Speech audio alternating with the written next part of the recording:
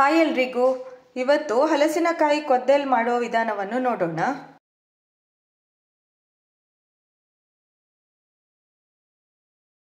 ಮೊದಲಿಗೆ ಹಲಸಿನಕಾಯಿಯನ್ನು ಹೀಗೆ ಕಟ್ ಮಾಡಿ ನೀರಿನಲ್ಲಿ ಹಾಕಿಡಬೇಕು. ಕುಕ್ಕರ್ಗೆ ಒಂದು ಸಣ್ಣ ಕಪ್ ಕೆಂಪು ಚೌಳಿಕಾಳನ್ನು ಹಾಕಿ 3 ಗ್ಲಾಸ್ ನೀರು ಹಾಕಿ 10 ರಿಂದ 15 ನಿಮಿಷ ಬೇಯಿಸಬೇಕು.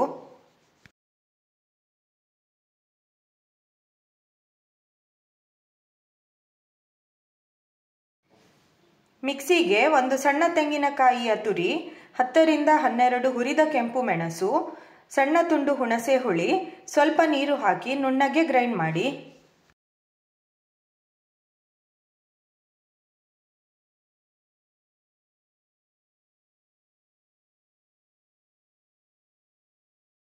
ಈಗ ಇಲ್ಲಿ ಚೌಳಿಕಾಳು ಚೆನ್ನಾಗಿ ಬೆಂದಿದೆ. ಇದಕ್ಕೆ ಕಟ್ ಮಾಡಿಟ್ಟ ಹಲಸಿನಕಾಯಿಯ ತುಂಡುಗಳನ್ನು ಹಾಕಿ ರುಚಿಗೆ ತಕ್ಕಷ್ಟು ಉಪ್ಪು ಹಾಕಿ 1 ವಿಸಿಲ್ ಬರುವವರೆಗೆ ಬೇಯಿಸಬೇಕು.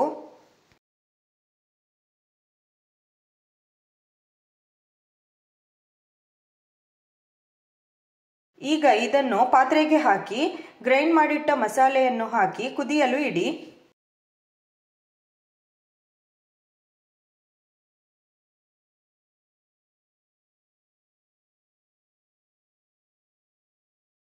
ಉಪ್ಪು ಬೇಕಿದ್ರೆ ಈ ಟೈಮ್ನಲ್ಲಿ ಸೇರಿಸಬಹುದು.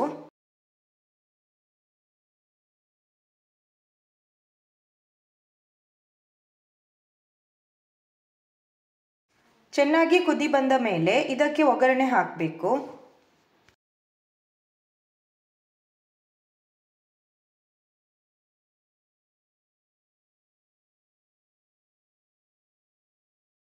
ಒಗ್ಗರಣೆ ಕಾವಲಿಗೆ 2 ಸ್ಪೂನ್ ತೆಂಗಿನೆಣ್ಣೆಯನ್ನು ಹಾಕಿ ಜಜ್ಜಿಟ್ಟ ಬೆಳ್ಳುಳ್ಳಿಯನ್ನು ಹಾಕಿ ಬೆಳ್ಳುಳ್ಳಿ ಚೆನ್ನಾಗಿ ಫ್ರೈ ಆದ ಮೇಲೆ ಒಗ್ಗರಣೆಯನ್ನು ಹಾಕಿ.